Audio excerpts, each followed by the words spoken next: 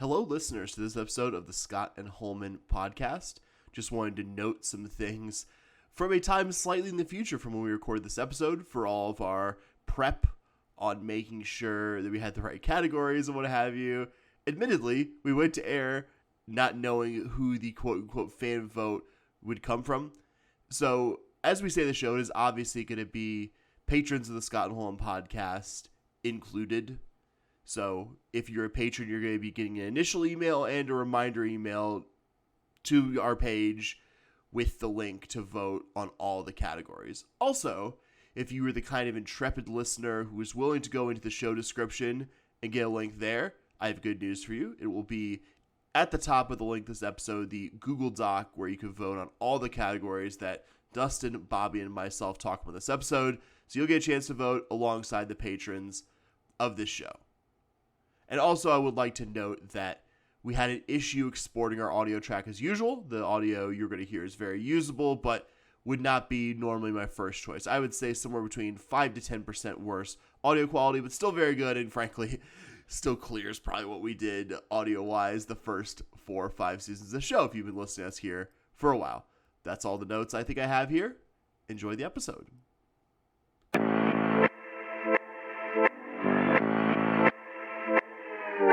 Here's Shed. Off the window, no. Roberts tried to get it. Shed for the win. Got it. Jamal Shed plays the hero again. Back to pass. Donovan Smith. Smith steps up in the pocket, unloads it, throws it all the way downfield into the end zone. Tipped, and it is caught. Caught by the Cougars. Caught for a touchdown. Unbelievable. Caught by Stephon Johnson. Stick it in your pipe and smoke it, baby. Yes! Welcome to the Scott and Holman Podcast. It's the end of the 2024-25 Houston Cougar sports season to, I guess, put a slight paraphrase on a famous line in an REM song. It's the end of the season. And guys, I feel fine because we got a lot of Houston Cougar stuff to talk about tonight. The official, the closing, I guess, salvo of the sports season, a nice performance from a few Cougar athletes at NCAA Outdoors. We're going to talk about that tonight. And because the season is now completely finished, we're going to have our annual Pawscars. We're going to talk nominees tonight. Next week, we're going to talk voting, our votes, and you, the general public's votes. And so, to spare you listening, the kind of mid-June off-season things that Bobby and I would find a way to squirrel into this intro, like the U.S. Open or pre-workout, something like that, you're going to hear a familiar voice. He's a guest on this show, I guess, technically, but his true title is co-host emeritus. You might remember him from about 500-something episodes of the Scott and Holman Podcast. Dustin, good to have you back. How you doing, friend? Hey, I'm doing great. It's great to be here talking to you and Bobby and back on the Scott and Holman Podcast for one of my absolute favorite events of the podcast calendar. We've done it, I think, just about every year that we've existed as a podcast, other than I think maybe the first one we maybe did not, but we've been doing it for a while. It's the Pawscars, and not going to announce the nominees this week, and then the three of us plus. Or are we doing the general public, or are we doing the patrons are voting for the fourth vote here? I don't know if we've actually fully discussed it. I know we texted about that. We did not land on something. I'm realizing now as we're recording this episode, we should probably lesser podcast would have resolved that, but you're not listening to lesser podcasts. You're listening to the oldest and longest running Houston Cougar podcast. Definitely hammer that one out sometime between now and when the actual voting starts. Either way, so I guess we'll proceed with our listeners not knowing if they can vote or not. But unless you're a Scott and Holman Podcast patron, in which case you definitely can, one way or the other. So if you are a patron, definitely be looking. It'll be in the episode notes, letting you know where to go to vote for that. But very excited this week. None of us are going to be announcing any of our votes, but do want to let you know who is nominated in each of the 9, or I should say 10 rather, categories that we're going to have here tonight, and give just some very vague overview thoughts on the different categories without, as I said, hinting or giving away who any of us are going to be voting for. So very excited to be talking all things Cougar sports. And one of the fun things about the Pawscars is you get to talk about all the sports that happened over the course of this past year. So without further ado, let's jump into the nominees. And Bobby, I believe you are going to lead us off with our first category of nominees here. Yes, sir. Yes, sir. I certainly have those pulled up in front of me. No, male athlete of the year is going to be our first category, and we have actually a lot more nominees than you kind of think about. And then once I see all their statistics and stuff, I was like, actually, all these guys have a good case for it. First up is going to be John Adesola, Big 12 60-meter champ. Third place in the 110 hurdles at NCAA Outdoors, which, spoiler alert, we will be talking about that later. Then we also have Michael Batten from football, team leading 94 tackles, 7.5 tackles for loss, 3 sacks, an interception, and then 2 fumble recoveries. Also from football, you have Keith Cooper Jr., 46 tackles, team leading 8.5 tackles for loss and 3.5 sacks, blocked a kick and was named second team all Big 12. You have the great LJ Cryer here, team leading 15.6 points per game, 2 assists per game, first team all Big 12, as everyone knows, and then third team all American. Pretty good resume there. You also have from golf Wolfgang Glow, team leading 71.13 scoring average and a third place finish at the Big 12 championships.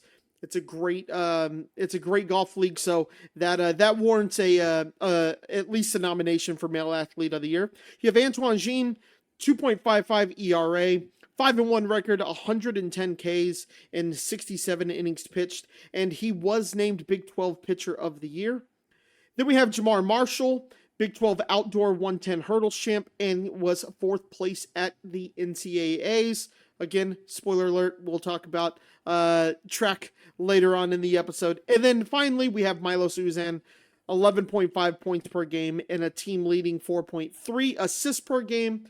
And his final kind of credential is going to be his second team all Big 12 vote, I guess. What would I say there? Selection. Nominee kept going in my head, and I was like, all Big 12. No, he's not a nominee. He got it. Selection. Thank you, Sam.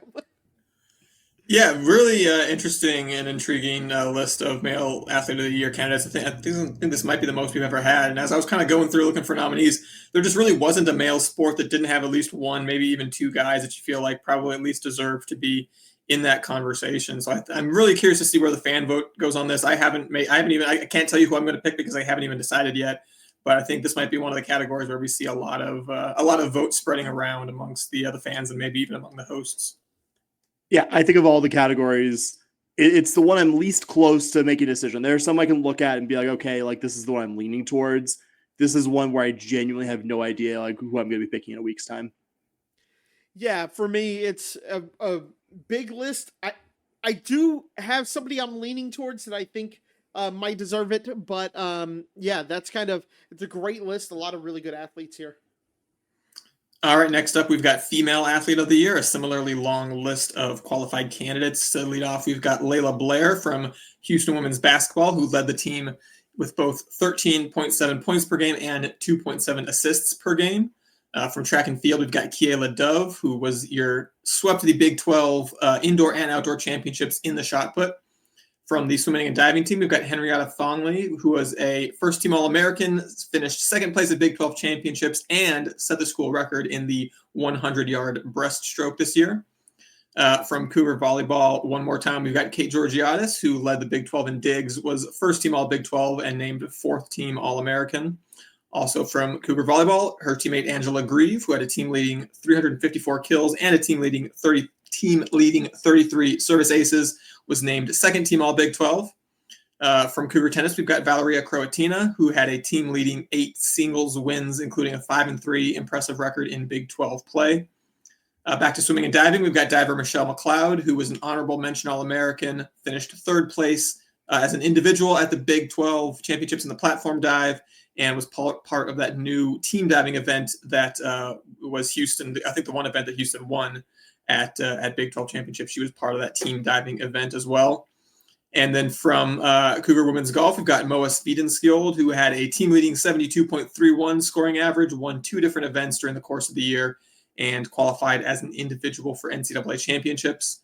And finally, from Cougar Softball, we've got freshman Brooke Wells, who led the team in all 3 Triple Crown categories, hit 341 with 10 homers and 47 RBIs. Sam, thoughts on a lengthy list of female athletes there?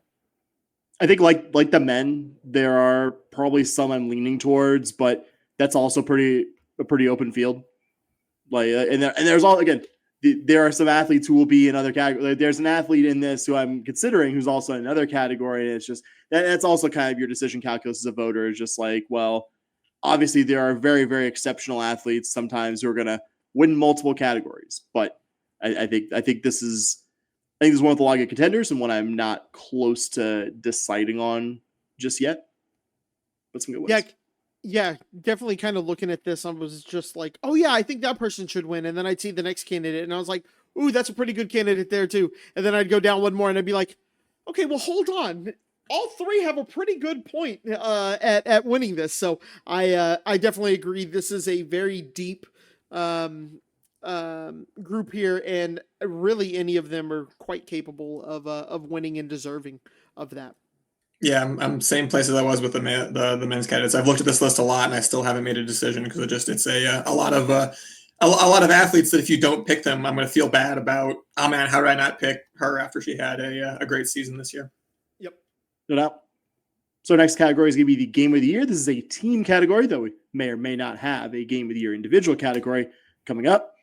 Our first one is football, rallying in the rain at TDCU Stadium to beat top 25 K-State at home. We also had women's golf winning the Schooner Fall Classic tournament against a loaded field of opponents. You had men's basketball's wild, absurd, any number of adjectives that you could give to it. Double overtime comeback win over Kansas at Fall Allen Fieldhouse. You have the women's basketball program stunning top 25 Oklahoma State at home for their only Big 12 win of the season. And last but not least, a certain crazy men's basketball comeback Final Four victory over the Duke Blue Devils. Those are your team performances.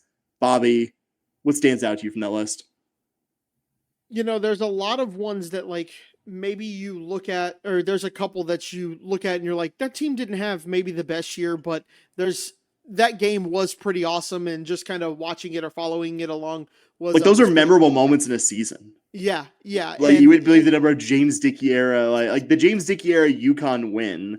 Like it didn't represent a great season, but there was definitely not three people on this podcast who went to that game and went there with their mindset on spending all what little money they had at the time on not betting for the Cougars. That definitely didn't happen. I didn't actually pull a trigger on any bet, and I got that sweet tuxedo tee. That was the giveaway at Hawfines that night. Dustin, your thoughts on this group? Yeah, I think what this group represents is a couple things. A, that the men's basketball team had a ridiculous season with a couple of there's probably some other games from the men's basketball season we could have thrown on there as well. Could have thrown probably the Purdue game. Could have thrown probably maybe the UCF game from the regular season on there as well. But eventually Purdue game might come up later in some facet. Yeah, that's true. That's very true. But yeah, I think the other thing that this represents, besides the fact that Kelvin Sampson's team had a heck of a year, is that being even having the programs that are really running well, having them in the Big 12 is more fun than having them in the American.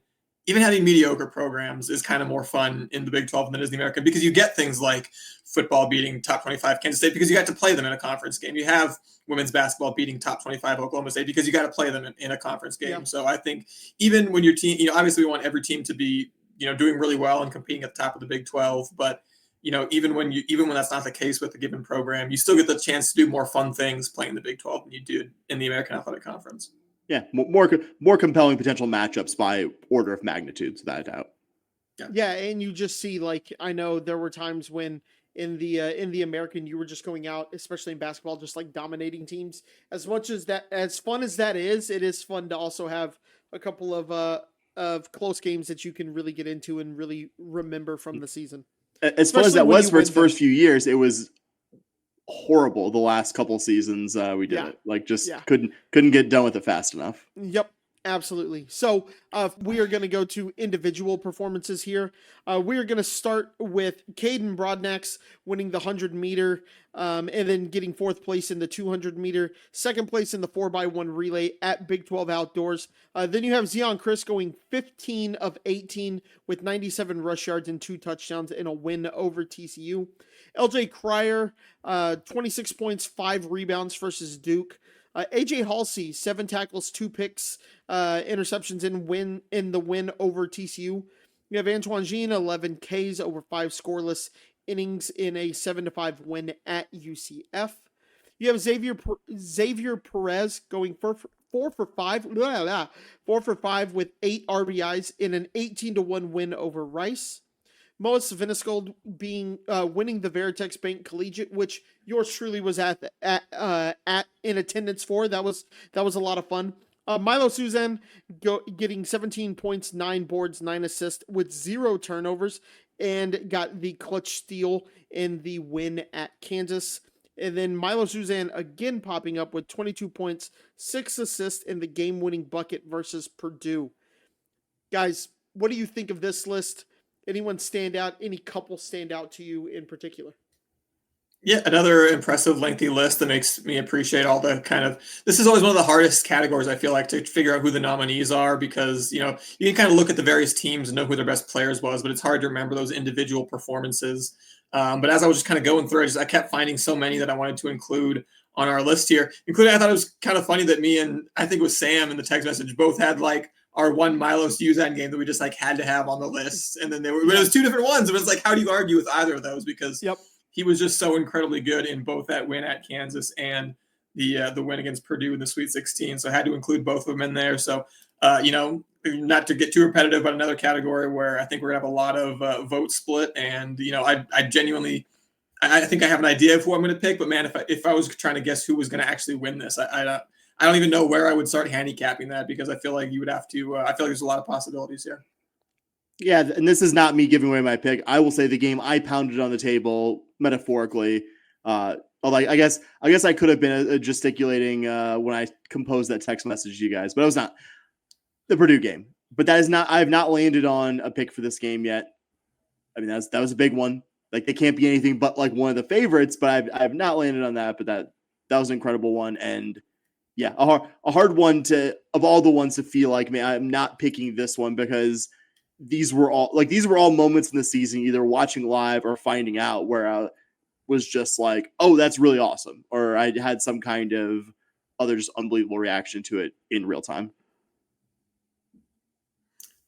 All right, next up, I'm going to actually kind of power through 2 categories at once here, and I'll tell you why in a second. So the 2 categories are Team of the Year and Coach of the Year. And the reason I'm including these together is because we only have one nominee in each of these categories. Team of the Year, it's the nominee is men's basketball. Coach of the Year is Kelvin Sampson. And we tried. We really thought about this, and we're like, what other sport or coach was even in the same stratosphere as Kelvin Sampson and Cougar men's basketball this year? And the answer is none. And it's kind of a blessing and a curse. It's a blessing in the sense that, yeah, I mean, they're the one nominee because they came within a game of, winning a national championship, something we haven't seen any U of H sport do in as long as we've been a fan. And it's also a curse because no other sport really had a really good year this year, you would have to say. There were some teams that, even the programs we think are real strong. Volleyball had kind of a down year after, losing such a huge senior class.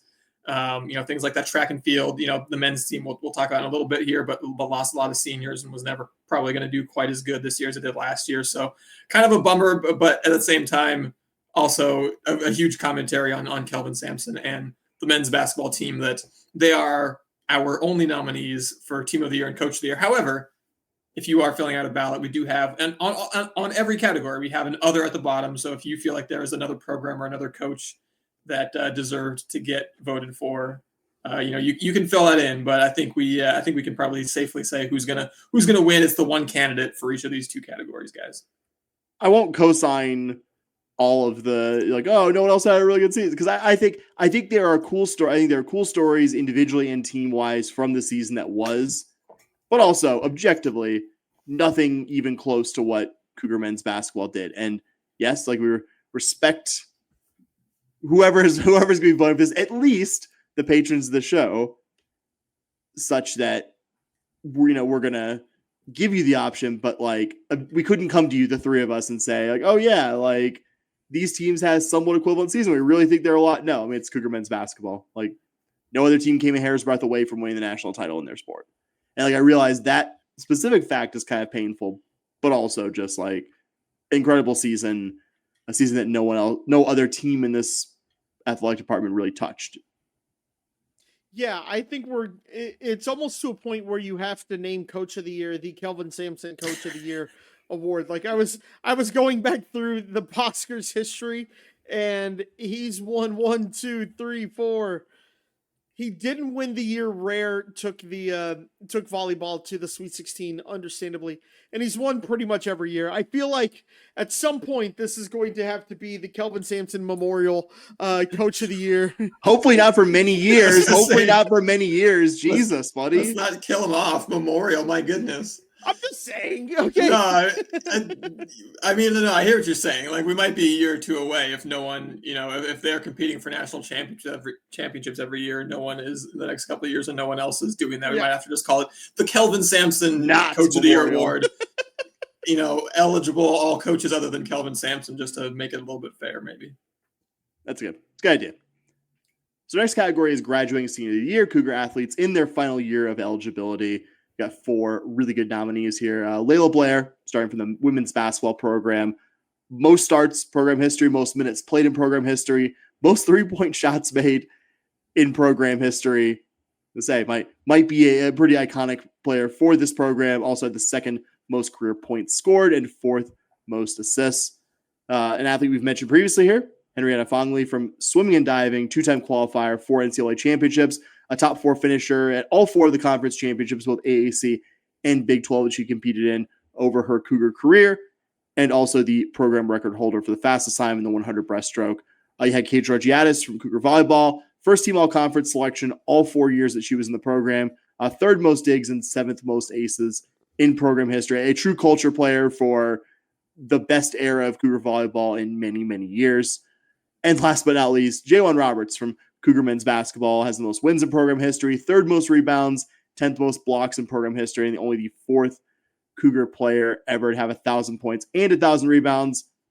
My thought, I'm not going to say that, because I genuinely haven't picked, but I'm not going to repeat the same spiel that I have done a couple previous categories and just say, like, filling this out, I wouldn't say sadness, because college sports are meant to be temporary. They're meant to not be a permanent. It's meant to be max 5 years or so.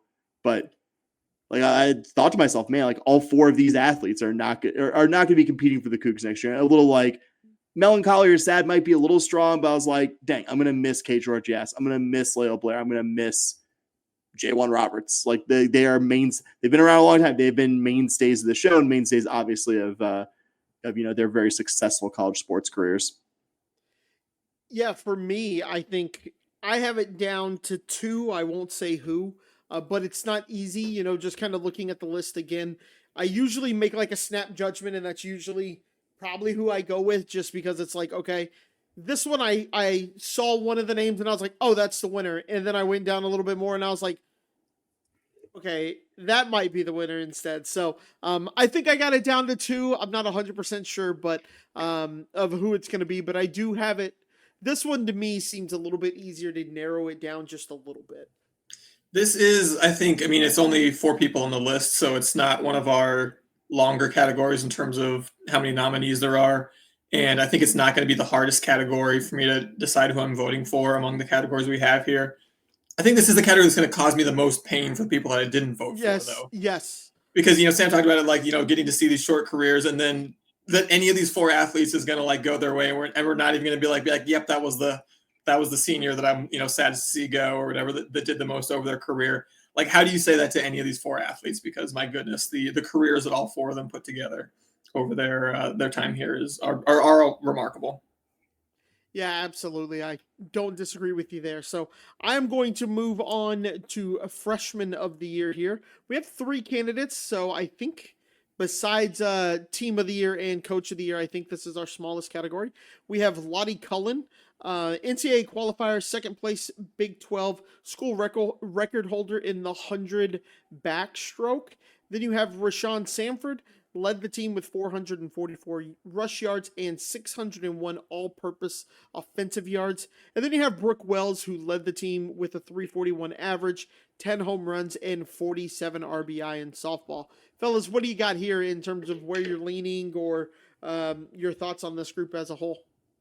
Yeah, I'm just gonna stake real quick. Stake my claim. and I have not decided on this person yet in this category, but Lottie Cullen, if she stays 3 more years for Houston Cougar swimming and diving, is going to be the best swimmer this program has had in our lifetimes. That's a bold claim, but I would say her first season doesn't like throw cold water on that assertion. Sorry, Dustin. I was gonna say I had a quick point, so I wanted to make it quick. No, that is a good point, and she's the one athlete here. Or I guess no, actually that's not true. Rashawn Sanford also. I guess Brooke Wells was the only athlete who got nominated in another category. But also Brooke Wells is the only one who is in the transfer portal and isn't going to be at U. Not that should necessarily hurt her candidacy or anything, but going to be some interesting factors pulling people in different ways. I think as they vote on this one in terms of are you going for who had the best season, who looks like the most promising for the next 4 years, who is still going to be a Cougar next year. Lots of factors going on here for sure. And next up, we've got transfer of the year. So all these athletes you will have seen in the male or female athlete of the year. Maybe quite the statement on where college sports is going, that we've got 1, 2, 3, 4, 5, 6 different athletes in the transfer of the year. And all of them, not only were they good enough to be transfer of the year nominees, they were all good enough to be male or female athlete of the year nominees. I think maybe is a symptom of where college sports is going in terms of relying more on transfers. But 6 very worthy nominees here. We've got, once again, John Adasola showing that versatility of winning the 60-meter dash at Big 12 championships at indoors, and then qualifying for nationals at outdoors in the 110 hurdles and finishing 3rd place nationally there. Michael Batten, the incredible year he had coming over from Louisiana Monroe, really being kind of the heart and soul of that football defense, which as much as football was a little bit frustrating this year, it was not because of the defense. It wasn't because of Michael Batten. That was the defense, I think, pleasantly surprised us all. And Michael Batten, even some of that I think we were expecting to have an impactful season, had even more than I think any of us really expected. Also from that football team, Keith Cooper Jr. coming over, just real, mayhem causer in the backfield all year. It was a lot of fun watching him on that defense as well. Kayla Dove, mentioned her, sweeping the Big 12 indoor and outdoor championships in the shot put. Really one of the sad stories of the year was her, I think, not being healthy for outdoor championships, and seeing what she could have done in that event as well. Angela Grieve coming over from Miami for the Cougar volleyball team really did an impressive job. We talked about the volleyball not quite accomplishing what they hoped to, or what the standard that they had set the last couple of years with all the players that they lost to graduation. But I think the reason why this is still a pretty respectable team and didn't fall off even further with all those losses was what a fantastic season Angela Grieve had as Houston's primary offensive weapon. And then Milos Uzan, talk about the ultimate transfer story of the year, coming over as from Oklahoma for the Cougar men's basketball team, and somehow over the course of one season going from this bum that didn't deserve to be the Houston point guard to be like, oh my God, please come back for one more year. Don't go to the NBA draft. We want you back for your senior season. So really speaks to the fantastic year that the Milos Uzan had. A little meta, but it's been really interesting to see. I don't know if we've done this category every single year there's been a Pawscars. I think this is the second year we split. It used to be newcomer. This is the second year we split it into freshman and transfer. Right. It's kind of been it's been interesting to see how the transfers all they haven't been doing it that long. Transfers are still a pretty good part of any roster, 10 years ago, but it's been just interesting to see how that's it's evolved. Now, a lot of really good ones, like a lot of overlap between this group and your best athletes, which I guess, doesn't make U of H especially unique, but it's just been interesting to see that kind of that trend change.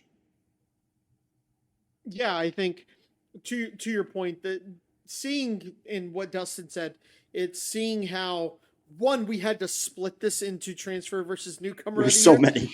I think that gives you an idea of kind of how impactful transfers are in every single sport, but then also just how you had to split it is just it just makes you feel for the freshmen and things of that nature. It's our last, but I would say one of my personal favorite categories is the play of the year. And we'll note, for those of you that vote, Dustin has put YouTube links to all of these play of the year candidates. If you would like to remind yourself of what happened, or just relive some incredible sports moments from the past U of H athletic year. I definitely did that when I reviewed the Google Doc before this episode. And it is a fun trip down memory lane, but your first play of the year would be Caden Borodnax running a personal best time of 10.15 seconds to win the men's 100 meters at the Big 12 Outdoor Track and Field Championships, gave U of H its 9th straight conference title in the 100-meter event. You had Miles Uzan stealing the Kansas inbound pass and Malik Wilson hitting a game-tying three-pointer to send the Cougs to double overtime in the eventual victory at Kansas and Fog Allen Fieldhouse. I had Zion Chris scrambling for what ended up being a game-winning 41-yard touchdown against top 25 K-State. Miles Uzan making another appearance where I mentioned his inbound pass to JoJo Tugler. Tugler's pass back to Uzan for a game-winning layup in the Sweet 16 de facto road game against Purdue. And, of course, last but not least, Jaywan Roberts playing lockdown defense on Cooper Flag to force a bad shot and steal the Cougs' victory over Duke in the Final Four. What an incredible fucking list, guys. Like I wish I had something a little more eloquent to say, but that was just the thought that went through my head as I read the list and watched the plays earlier and as I read them now. Yeah, I think it's appropriate that you were immediately moved to profanity there, because one of the things that I was thinking about was the thing that all 5 of these plays had in common was watching them made me jump up and down and excitedly scream some profanities as they were happening. So definitely, I think fitting, and I want to repeat what Sam said about, as I was putting this together, more than once went back and would just kind of watch the YouTube replays of all these events, because they were all of them a whole heck of a lot of fun. Yeah, for me, I actually went back and watched all of them. Obviously, Dustin, you did, because you put these together. But man, it was so fun, and for somebody who doesn't live in Houston, I actually got to experience the Wani Roberts shutting down a Cooper Flag moment. Right, some of these moments I actually got to experience live in person, and it was just such a really, really good time. We had our final Cougar sporting event of the 24-25 season last week, NCAA Outdoor Track and Field Championships in Eugene, Oregon. My biggest picture takeaway from the event is all the athletes that I really expected, or at least hoped would score some serious points, make their event finals, did exactly that at Outdoors. Of course, I'd hope the 4x4 relay, Trey East III and Andrea Mita would score points and do the best they could in their events. But I think any scenario where those 3 athletes or relays scored points would have felt like a nice bonus as compared to kind of your expectations going into the event, if that makes sense, guys. Yeah, absolutely. It makes perfect sense to me. Like, you got something out of this. I think the most interesting thing for me, kind of looking high level at the results, was this team. We Sam, you and I kind of discussed this, that Texas Tech is kind of the bellwether in this conference of a team, and we only finished 3 points behind them in the final standing. So again, U of H doesn't feel like we are that far off from winning conference championship in this sport. Even next year, the 4x4, if they would have got some points, maybe you finish ahead of Texas Tech. That 4x4 filled with as many freshmen as it is, you see everywhere that this team has to go up. Yeah, I think it's exciting that the athletes that you go, maybe they could have scored some points, but it would have been kind of optimistic. They didn't quite get there. On Trey Mita, who I believe is a sophomore, the 4x4 relay, like you guys have been talking about all year, 3 freshmen out of the 4 legs there. So really, young athletes who still have the potential to come back and score some points for you in the future. And I think it was interesting to see, even in kind of a down year for Houston compared to some other years that they've had recently, obviously still a very impressive year to have, Adesola and Jamar Marshall Jr. finishing 3rd and 4 in the 110 hurdles, having Grant Levesque take 5th in the decathlon, getting you, like you said, Bobby, only 3 points behind an absolute powerhouse program in Texas Tech. Even when Houston was, had that year, I believe it was 2019 when they finished 3rd and got real close, maybe 1 or 2, breaks away from winning the thing. I think what we saw there was Houston didn't have the most athletes qualified of, there's some other SEC teams that had more different athletes qualified in more different events, but we've seen this coaching staff be able to find some real big time athletes who they know that they can develop into, serious national contenders. That's why, we saw all the seniors last year that kind of went out. We saw, Louis Hinchliff, who wasn't like a major contender until all of a sudden he was. And, same thing with, Adesola and Jamar Marshall Jr., who, previous years, maybe coming into this year weren't guys that we would have had circled and go, oh, this guy is for sure going to finish, on a podium at NCAA. Obviously, Grant Levesque had kind of been doing that already, so we kind of knew that about him. But I think it does show that what this staff can do is they can really find some of those diamonds in the rough. They can turn some of these guys into real national title contenders. And they've been, Coach Lewis and Coach Blackburn have been doing that for as long as they've been here. So excited to see, what we saw from some of these seniors really going out on top. And I think really shows that Houston as a track and field program, especially on the men's side, maybe exclusively on the men's side, unfortunately, has the ability to, this is if we're going to see a sport in the next 5-10 years win a national championship for the University of Houston, and it's not men's basketball, I think this is our most likely other contender. And this year, even though we kind of knew it wasn't going to be probably scoring as high as we did last year, I think didn't shake my confidence that Houston still really has that potential in them. Yeah, you finished third in a track and field conference that's stacked with really good programs. And I think the context of tied for 19th at Outdoors in a transition season, pretty good transition season. So you feel pretty good about that. Both of your finalists in the 110 hurdles have really cool stories to get here. I mean, John Adesola qualified for Outdoors last season when he was competing for the University of New Orleans, but didn't make it past semis. And Jamar Marshall Jr., like a pretty crazy story there, had, I don't know if you, as I say, I dug into this. He missed a significant amount of time because he had a rare condition called Wolff-Parkinson-White syndrome, caused him to have a rapid heartbeat, had to have surgery, knew he had it, didn't realize until he got to Houston Pro how serious that was.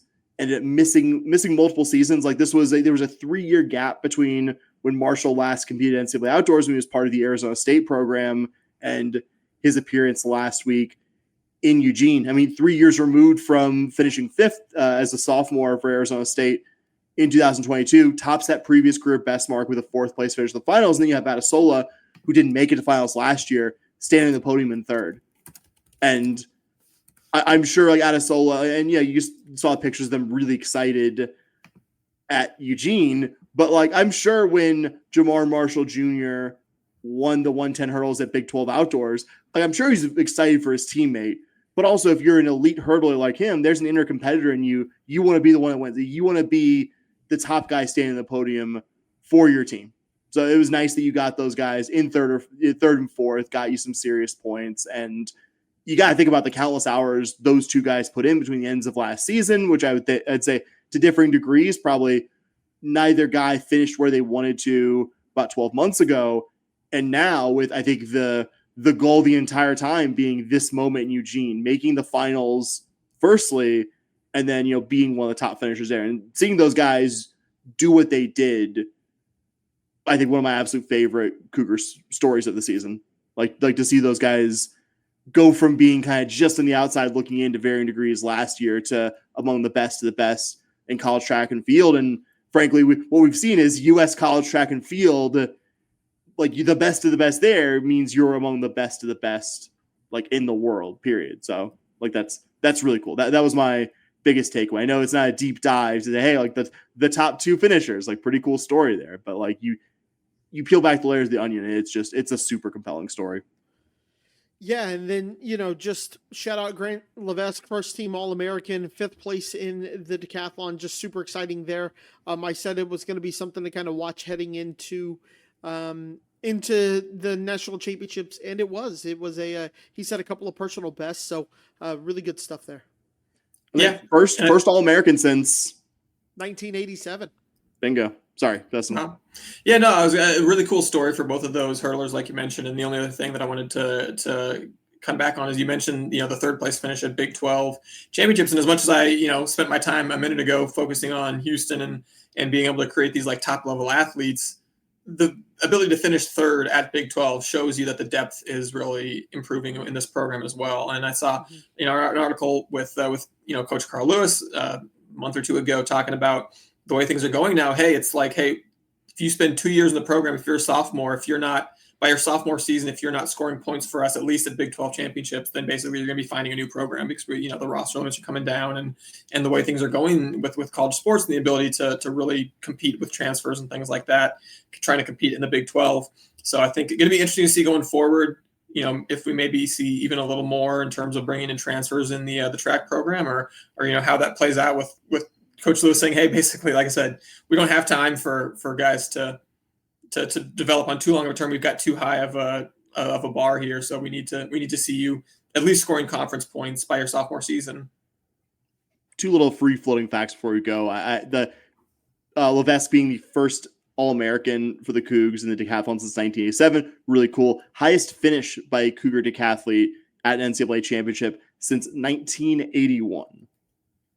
Like that's the kind of stuff that gets me really excited to do this show, to talk about Houston Cougar athletes accomplishing things that haven't been done in many, many years. I mean, obviously, the highest profile team to do something previously, unheard of in this program has been Cougar men's basketball these last 10 years. We can talk about the Pawscar Awards, but we've covered swimmers, we've covered track athletes who've done incredible things where you go back and like, that wasn't done since 7 years before I was born. Like that's crazy. And like, that's really fun to talk about. And man, you're old. No, yeah, right.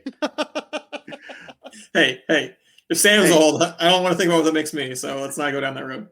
I was gonna say also, just for larger, we mentioned the Cougars were tied for 19th, but give that number, a little color. Going into the outdoor championships, the Cougars are ranked number 25 in the last track and field coaches poll before the championship. So from there, a slight overperformance of that rank in the actual event, which is always nice to see. And yeah, Cougar track and field, a program we expect big things out of, and I don't think we'll be disappointed for that general expectation. I always try to, just final thought. You said, yeah, how dare you talk about Cougar track and field, man? Yeah, how dare I? We have a tight schedule here. No, but I always like to set kind of, not an expectation, but just kind of let people we finished 19th in the country. Like, it's not like we finished 19th at a random meet or something like that. Like any other program, a top 25 finish is incredible. And we're kind of like, man, it was a little bit of a down year. Really, I think next year will be even better. Like, what would we do for a top 25 baseball team? What would we do for a top 25 women's basketball team? Like, this is the equivalent almost of them making the Sweet 16.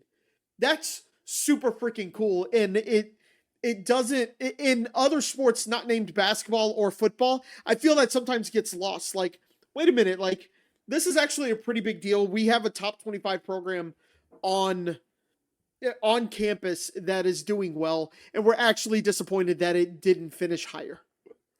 Yeah, I was gonna say my only other thought is, I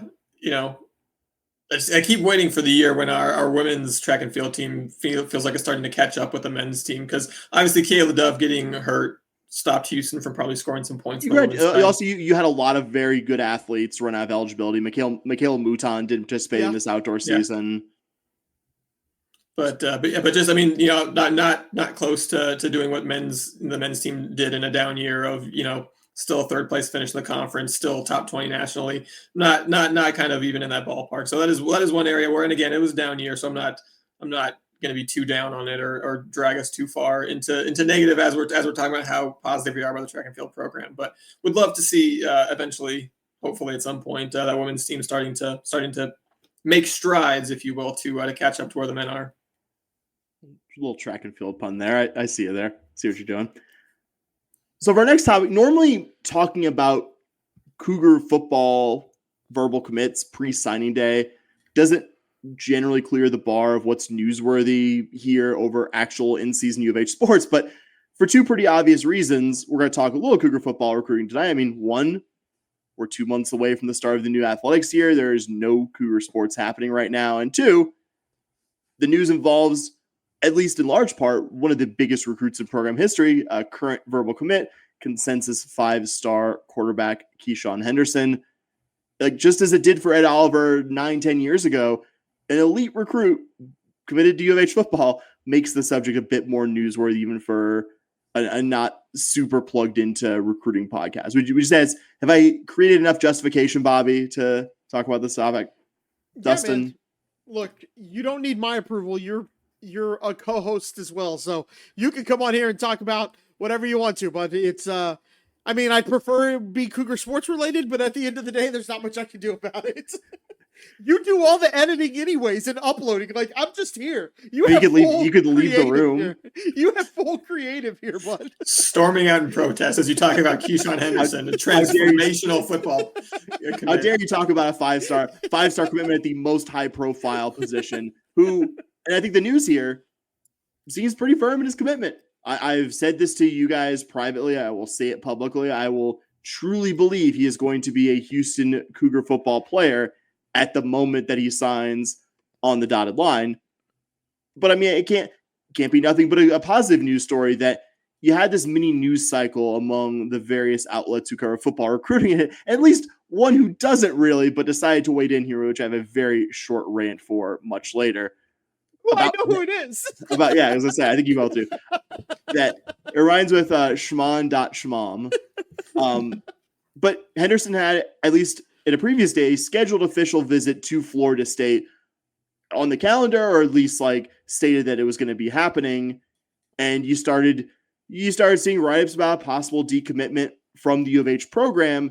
And I don't know, because I didn't read any of these things, because I don't, as a rule, read anything about recruiting, at least for football. I'll do it for basketball. There's so many fewer commitments in basketball, and so I mean, much less, at least it's been for the U of H program to Kelvin Sampson, in terms of doubt about, okay, this guy's committed, but is he going to sign? Like, we got pretty spoiled, guys. Once a guy commits to Kelvin Sampson, you don't see very many changes there.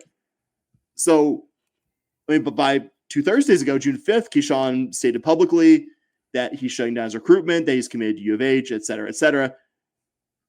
Good news, considering that even as a recruiting non-expert like me, recruiting non-experts with me here tonight, you still know that like summer is when the camp season happens, and a big part of recruiting the rising senior class, of which Henderson's a part of. I mean, you don't want to be heading into that season and your signature commitment, the guy you're building around having this good class here, either he's decommitted from the program or the commitment is taking on obvious water, which I don't think I guess the good news is in this podcast history, we're 1 for 1 all time at landing the 5-star committed for a long period of time, and just like, oh, how did U of H get him recruit? Still will believe it exactly the point he signs in the dotted line, but I would say, and I wouldn't normally say this about a verbal commitment in anything they do, but a big offseason win for Willie Fritz going into his second season. And I don't think Willie Fritz is under any kind of pressure, but it's a nice little feather in his cap that it's like, hey, like whatever happens in year 2, you have this potential transformational quarterback commit here and seemingly really excited to be here and be part of this program. Bobby, I was saying, well, how you feeling after that? Are you feeling more or less or the same level of confidence that we're going to see Key suit up for the Cougars and at some point in the future? I mean, it's hard not to feel more confident considering he had like a free trip to Tallahassee.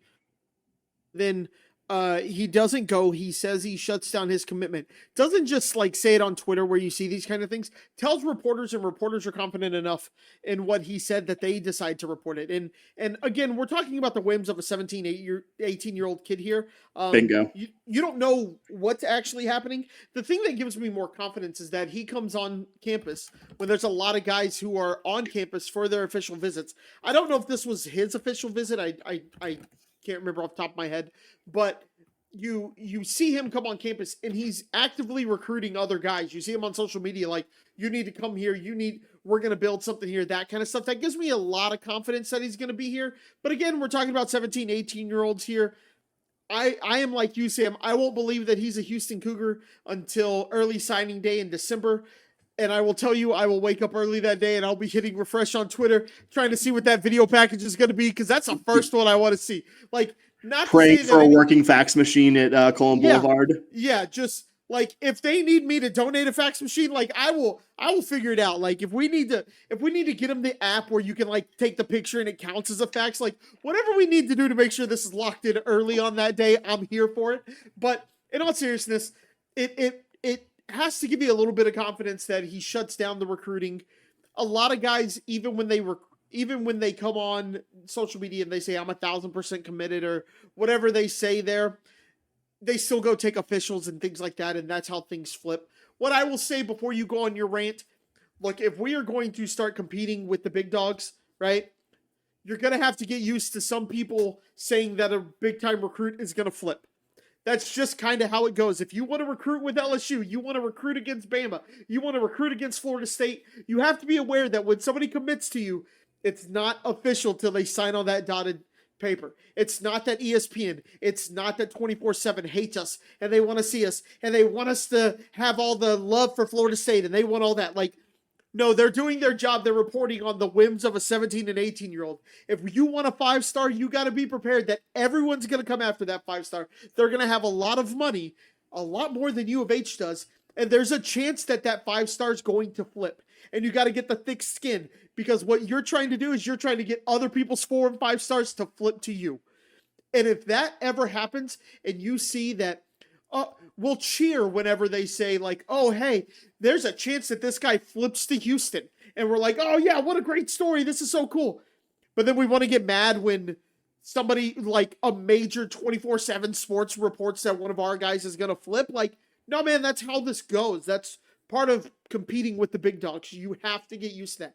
When we were in the AAC, right, and you had the Ed Oliver, and you saw, oh, is he actually going to go to Texas? This, like, I kind of understand that. Like, oh, okay. Like, I understand us as fans getting upset over, like, how dare they write that? They're trying to get him to go to Texas, blah, blah, blah, like, getting upset.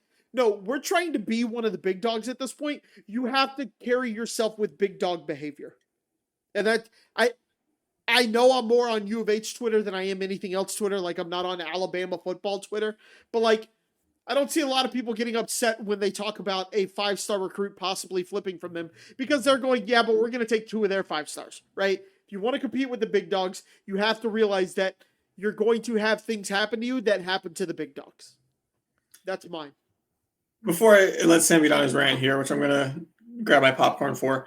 I was very excited to see Keisean Henderson shutting down his recruitment. I feel, again, I don't want to be like, no, it's a stone cold lock, he's coming here. I feel relatively confident at this point. You know, me too. That news cycle did get in my head a little bit, and like, in all respect, you know, I'll cop to that. But I think at this point, now that he's not, you know, now that he's done it twice, he's committed to the school, and then he has shut down his commitment to the school.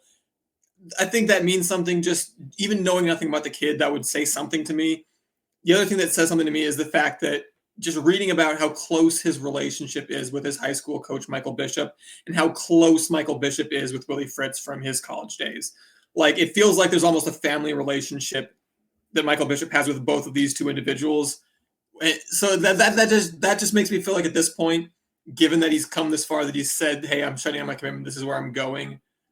You know, he just seems like, from what I've read, too good of a kid to then at the last second go back on something that wouldn't just be going back on a commitment to a college coach. It would mean, I think, maybe a little bit more than that to him, given the relationship he has with Michael Bishop and what Michael Bishop has with Willie Fritz. So that is what makes me, again, and I don't want to put my foot in my mouth and go too far on a limb and be like, no, it's 100% no way he doesn't come here, because, yeah, I mean, he's currently the 3rd best player in his high school graduating class at any position in the country, according to the 247 composite. So, like, that seems to be pretty good, by the way. He didn't even get the, like, not committed to a blue bud bump. Like, the evaluators looked at him, were just like, nope. Like, no, that dude is a player in his class. Crazy good player. So, yeah, very, very excited to tentatively, cautiously optimistic, but you know, hopeful that it won't be too long before we get to see what this kid can do on a college football field.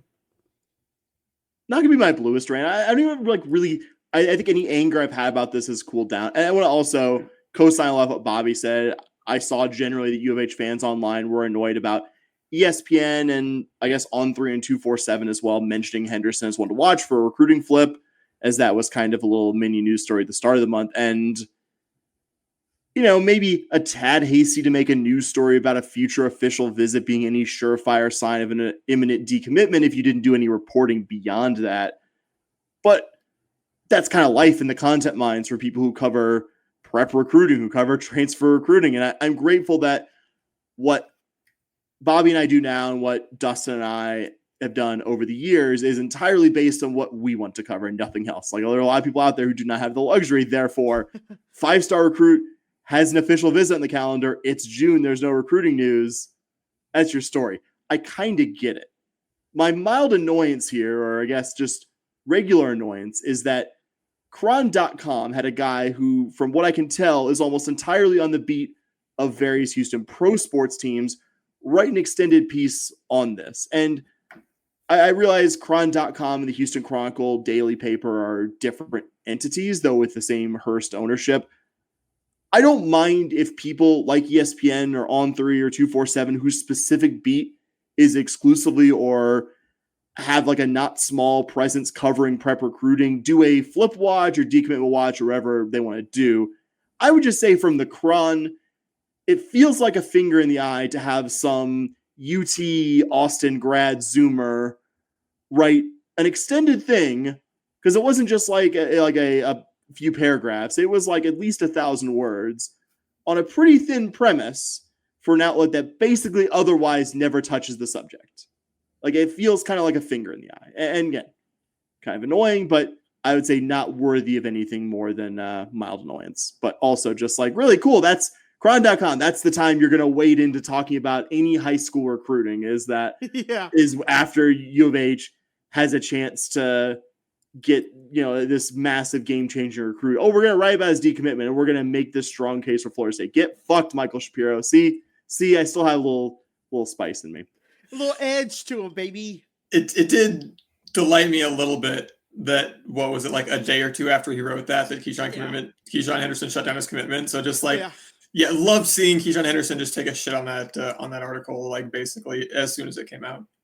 Yeah, I want to be clear that, like, I agree with you, Sam, in the sense that, like, entities that don't always, because you guys know me, I'm not somebody who's like, the Cron needs to be our biggest cheerleader and they need us to, Duarte write something about us, and it's not, I'm not the person who's like, oh, U of H isn't on the front page of the sports section every single day. They hate U of H or anything like that. I'm not that, but I'm totally with you that, like, somebody who doesn't write about recruiting often in our home city is like, I don't know, man. I'm hearing rumors, and it's like, from who, bro? From who? So only 7 commits in the class currently. Henderson is right this moment the only U of H 2026 football commit who's rated a 4-star or better. I would imagine that'll change as we get deeper into the summer.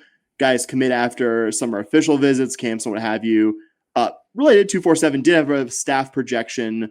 It's like 6 or 7 different guys were just like, yeah, U of H is probably going to be landing consensus 4-star athlete and 247 national top 150 recruit Melvin Paris Jr. out of Cy Springs in the Northwest side, but not a commit as of recording. But Bobby, while we're on this subject, the Cougs did get a commitment from a player from a familiar place to you this past week.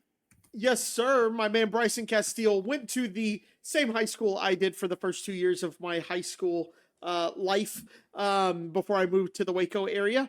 Bryson Castile, super excited to see him. Not even going to have to change his hand sign, fellas, unless they've changed it since I went to school there. They are the Volunteers, so if I do the U of H hand sign, they're the Bowie Vols. It's a V-O-L.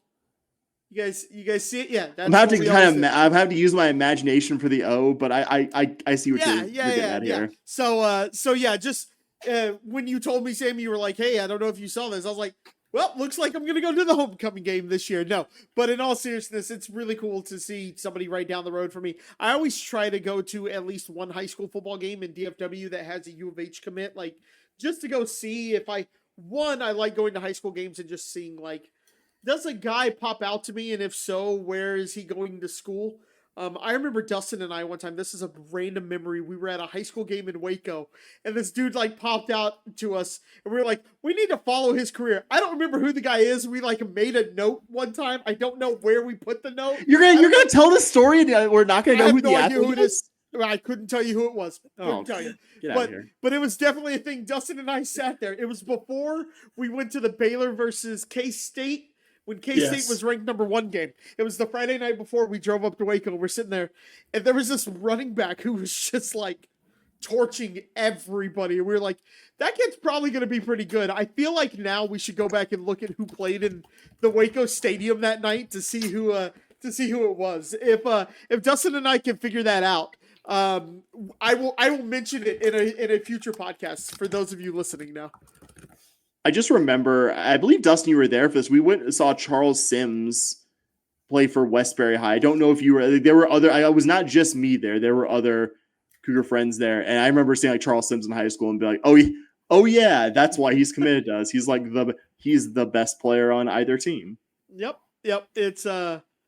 It's always fun.